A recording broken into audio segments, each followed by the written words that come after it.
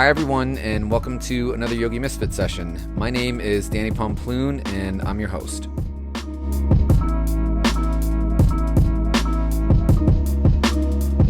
Sheri, welcome to the show. Thanks so much, Danny. How are you? I'm great. Excited that I got to see you this past weekend in San Diego, see all of your hard work put into action. It was really nice to be down in San Diego and put in all the hard work for action. So for people tuning in, Sheri is just, I don't know, I feel like a lot of people on the show are badasses, but she's like the mama of badasses.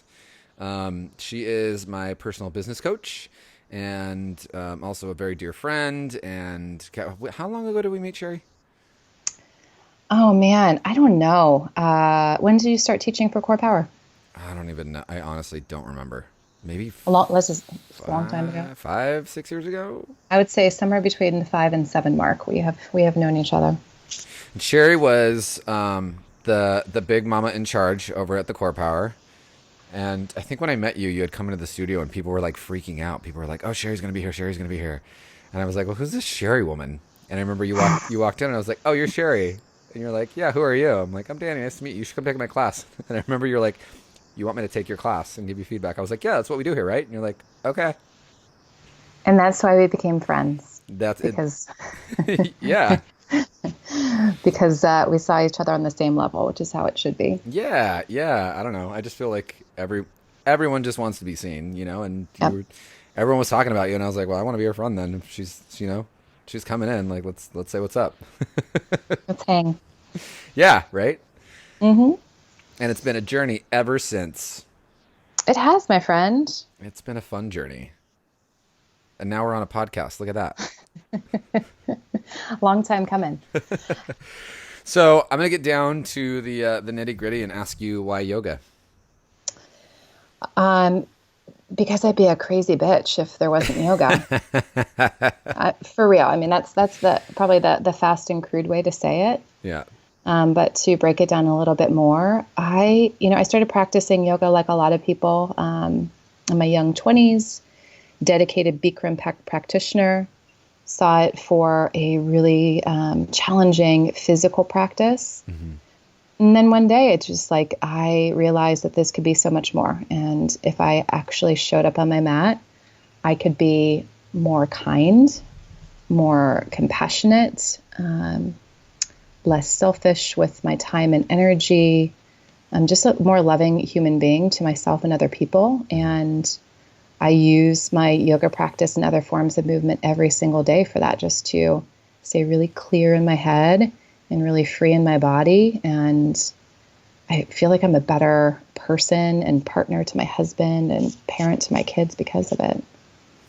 I would say like I know a lot of people that are, really into being in their body, but like as we've become friends and as I've, gotten to know you over the years, like movement is such a big aspect in your life. And I totally can see it as an outsider. Like you speak to it, but I can actually like see it. And I also just like I keep tabs. So you're always going to a new fun fitness class, or you're teaching some sort of something or other, or putting something together. And it's just really cool to actually hear you say it, but also to see you do it as well at the same time. Thanks, my friend. Yeah, I hope that everybody finds that for themselves. And that's why I started on this journey with my degree in fitness many moons ago, is because I found movement as a way to keep me centered. And by actually becoming more body aware, I found that I was more self-aware too. And that has just become kind of like first and foremost in how I start my day. How long have you been teaching for? I don't think I know that. Well, I've been teaching movement classes. Here we go. I'm 41 right now, since I was 20 years old. Okay. And then I became a yoga teacher. I went through my teacher training back in 2004. Okay. So I don't remember how old I was then, but so a long time, like 15 years. Wow. That's awesome. That's awesome. Yeah. And for those that haven't taken your class, Sheri is like, I don't know, you're one of the best teachers I've encountered. I used to take your class regularly for a while when I could, and I just even the way that you structure your class, but not only that, the way that you weave your themes in, and your I'm always we talk about it in our sessions, but I'm always so impressed by the way your arsenal is like your words and your vocabulary, and the way you can just are the way you put it together to make it sound so it just sounds so good. Oh man, friend, thanks so much. There's a lot of things in my life that I struggle to say, yep, that's me. And I'm really great at that. But I can say that about teaching. I know that teaching yoga is one thing that I am meant to do in this lifetime. I feel so myself when I'm in a room full of students, and it's a place where I am 100% connected and present, and they're not for me at all, just there for the students. And that combined with being able to give people movement practice and understand the power of language, I just enjoy how it all comes together.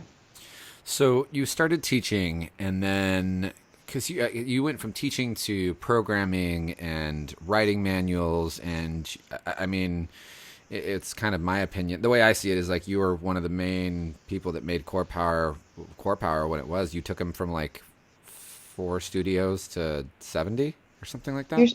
Well, that's very sweet. I was lucky to be a part of such a solid company right from the get-go. When I started back in 2004 as a manager, there was 3 studios, and myself and a really incredible team of people supported the building of that culture and expansion of the company. So I was there for about 10 years in Denver, Chicago, and then ultimately in San Diego, and held quite a few amazing roles for them, from studio manager to regional manager, programming, and teacher as well. Throughout the process, did you know that you always wanted to I mean, you liked obviously supporting people, but did you ever think back then like, oh yeah, at some point I'm going to be coaching teachers, or this is what I want to do is helping support teachers follow their dreams and their passions and stuff? Did you always enjoy the process of like helping others? Yes, to that last question for sure. Yeah. Pinpointing it as a part of my career path, no. In those leadership positions, there was many hats that I wore. A lot of them kind of in the business black and white end in terms of building a company, and then there was the softer skill side, which is where I preferred to spend my time, just working with the managers that I had the pleasure to oversee, and really sitting down with them one-on-one to understand who they were, what made them tick, what barriers they were placing in their own way, and really helping them through great listening and just creating a solid action plan on how to get past those barriers so they could achieve whatever they wanted to in life. And a lot of times that blended with work, and I hope that it did, but I wanted to see my managers and the people that I worked with really, really happy as a whole person, not just for the company that they worked with. Yeah, I've always, and I didn't really get to know you the first couple of years, but I always knew you as, you were not only a phenomenal teacher, but also really,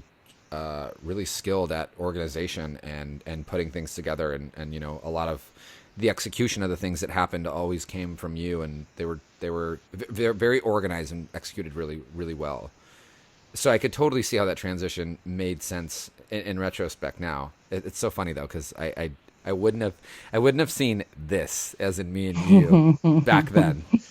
And Thank now goodness it happened. I know, because you're such a big part. I mean, you're such a big part of not only my life but also my career. And I often refer to you as my boss. I'll take it. I do. People are like, "So who do you work with?" Da, da, da, da. I'm like, "Well, I have a boss." And they're like, "How does that work?" And I'm like, "Well, she's my business coach, but she tells me what to do, and I like go for it." Mama boss. Yeah, Danny, this type of work came to me, and I resisted it for a while after things ended with Core Power. I took a break because I was pregnant with my first child, and just decided to have some time of quiet to figure out like what was important to me, and who I was, separate from working for a company that I loved for so long, for 10 years.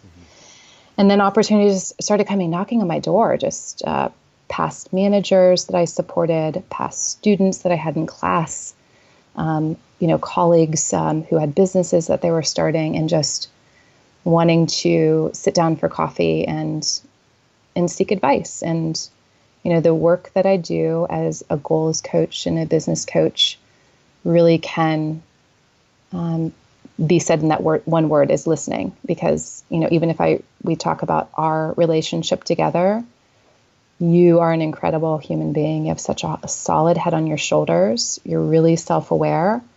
And most of the time it's about just sitting down and listening to what your process is. So then you can get to the results that you want and you can understand what plan you need to put into place. And it's just for me to listen and kind of like poke holes and shed some light. But all my clients, including you, you're the ones doing the hard work. Yeah, but I will say, and I don't know if I can speak for all of your clients, it's nice to have someone there that's, for me personally, like one of the main things I enjoy about working with you is just having someone that's just, in my eyes, one that I respect and care about, obviously, but that's so grounded. And like when we all get it. We, in a creative mindset, which I think as yoga teachers we're creative people. It kind of comes with the territory. There's a lot of thoughts and there's a lot of noise, and there's a lot of like really great ideas on, well, we want to do this, this, and this, but it's like, how do you actually execute that? And I think you are really good at like, okay, well, let's look at it. Let's look at the thing that you're talking about and let's actually break it down step by step. It's such a good point. And in yogis, creatives, I have some artists as clients. You're my favorites because it's always like in terms of ideas, like there's no stopping, there's no ceiling on the idea generation. And like you said, like I feel like one of my gifts is to like look at all of that, be able to hold space for it and just say, okay, we're going to pull these back down to earth. see what's important to you. We're going to dial this and then dial it in and then take it step by step so it doesn't seem overwhelming. Because I feel like people who have that creative power, it could then seem overwhelming once you want to put things into action. Like there's so much, but it's just realizing like, what's that one really manageable next step, and that always bleeds into the next. Okay, real talk. Yep, baby. What's the kind of client that just gets under your skin where you're just like, oh my God? Oh, my parents. Oh, if you're listening, Mom and Dad, I love you so much. They were out here for the last 2 weeks, and I felt like they were my clients for a portion of it. Just they're at that point where they both have retired and looking at next steps in terms of how they want to live their lives. So I was giving them some advice, and I was like, oh, Mom and Dad. So I'd say the rentals, and then I would say it's more on my end, just this patience with clients who haven't had the opportunity to utilize yoga as a grounding practice, and one that really lights up the path to self-awareness. So if you don't realize your potential, you don't realize that what you really want in your life, once you connect to your true gifts and talents, you could actually access and have, then life is so much harder because you don't have that belief set as kind of where you start from, your foundation. Mm-hmm. And so my work with them has to start there, in building up that self-confidence, opening up their eyes to manifestation and believing in their true potential. And that just requires more patience and awareness on my part, because I have been doing yoga and this type of work for so long that sometimes I disconnect from people who haven't had the experience and exposure to it. Right. So it's such a gift to have clients like that, because it takes me back to truly being a teacher, is introducing like the what is yoga first. What then on the opposite end of that, what's your like all-time favorite client? Danny Balbloon. Ah, there you go. Right answer. End of show. We'll see you guys later. Thank you so much.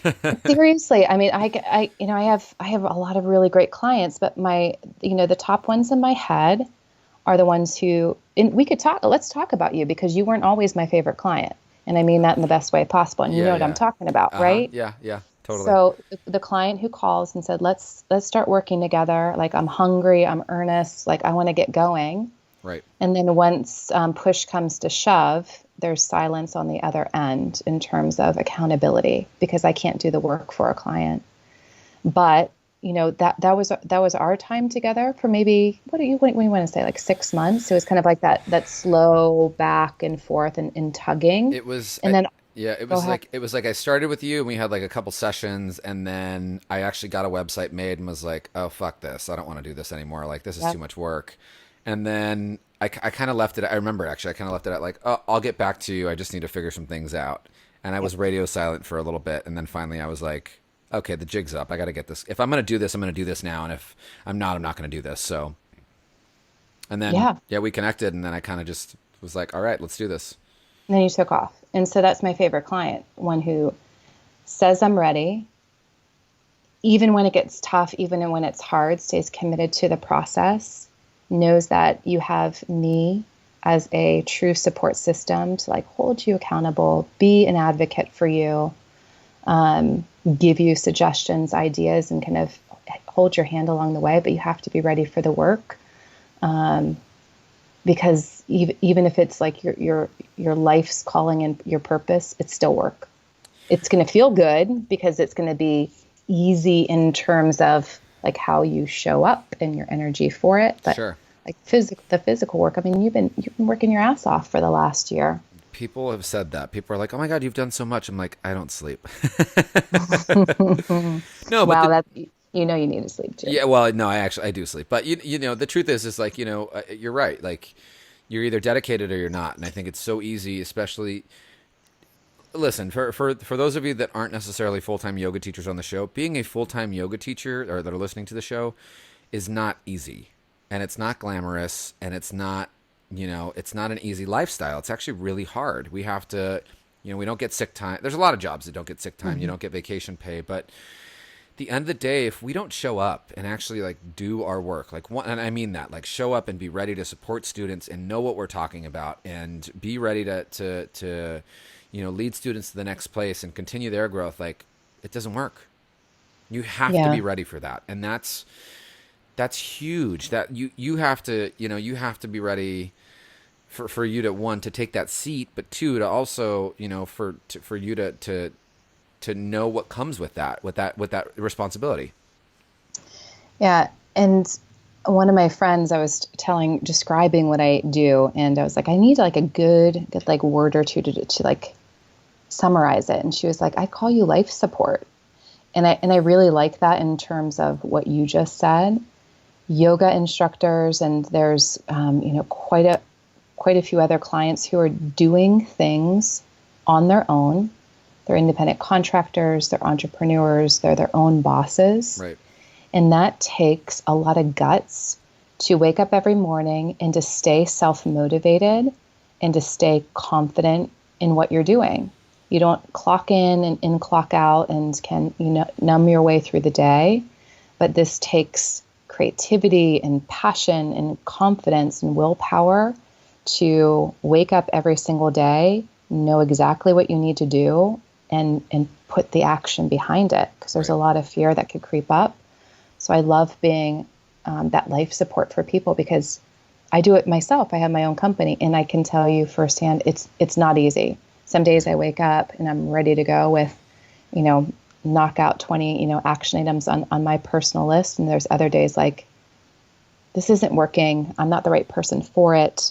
I send out all of these, email requests to people, and no one's, writing me back or calling me back. And that could, I could start me down the path of a fear-based life, which is why I think everybody needs somebody, whether it be a goals coach, business coach, or just, a supportive friend in your life who's going to be willing to show up and listen and guide you through all of this. Right. Right. Okay, so you do a few different things. I You do. do Miracles on the Mat is the company. Yes. And this is where you do a lot of your coaching, which I know is really like, I mean, that's, I know you as a yoga teacher and I know you as a coach. And more recently, I obviously know you as my coach, but you also you do retreats and you I do. do, what else do you do? So underneath Miracles on the Mat, like you said, is the goals coaching. Myself and my business partner, Kara, lead two yoga retreats every single year. The next one's coming up this November, ladies only, in Ojai.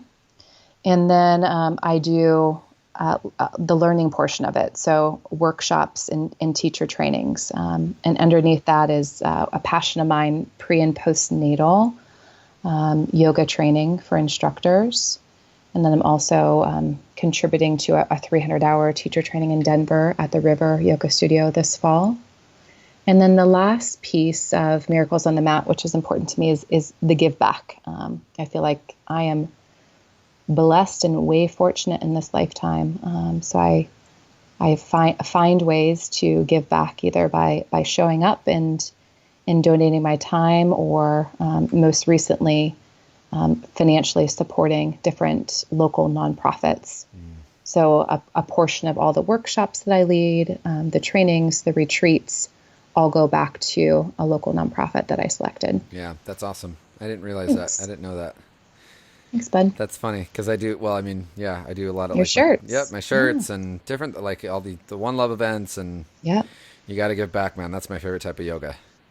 You will always get enough, you know? You really do, and when you think you don't have, it's when you do it more. This is what I think. Like when you're in that place where you're like, I don't have this, or that, or time, is when you go and you donate and you help, and all of a sudden that stuff it's like handed right back to you. I agree.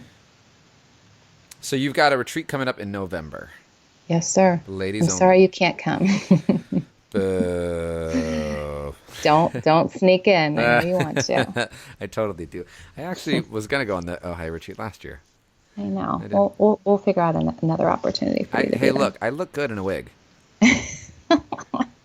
Be women's only plus Danny. Yeah, exactly. Women plus daddy. That counts. Yeah. Yes, it does. Awesome, Sheri. Well, it's so good to have you on the show, and like I mean, I say this all the time, but you really are my boss, and I know you don't like to give yourself credit when I give you credit, but I don't think that I would be doing what I'm doing if it wasn't for you. Thanks. I just appreciate you trusting me. I mean, that's a huge part of the relationship, and why it works is that you trust me, and that you show up and do the work too. Yeah, I mean, we're in it together in the end. And that's the only way to do it. Yeah. You can't do any of this work solo. It's number one, easier together and more fun together. Yeah, I would never want to do it solo. It's just, I don't know. I feel like when you start to rise up with others is really when you start to rise up. Amen. Yeah. Anything else before we take off for the show today, Sheri? Oh gosh. Yeah, just if there's anyone out there that feels inspired by this conversation, and you heard what we were discussing, you're like, yeah, I need somebody like that. Just shoot me an email, inquiry via my website. I schedule like 15-minute meet and greet phone calls with anybody, just to hear what you have going on, and whether it be me that we could connect, or if I have somebody else in mind for you, I'd love to make that referral. Awesome. Oh, you know what? I forgot I have one question for you. Yeah. You've just bought a billboard. What does it say? Oh, you should have prepped me for this one. No, that's the whole point. Got a billboard. It's in the busiest intersection in San Diego, because that's where you live. It's the busiest intersection in San Diego. What does your billboard say? Or what does it have? What's on it? The first thing that comes to mind is be kind, because that's the mantra of my household, is Perfect. be kind. Yeah. I love that. Great. Thanks. Right answer. Ding, ding, ding. All right, guys, until the next Yogi Misfit session, this is Sheri and Danny saying peace out. Bye.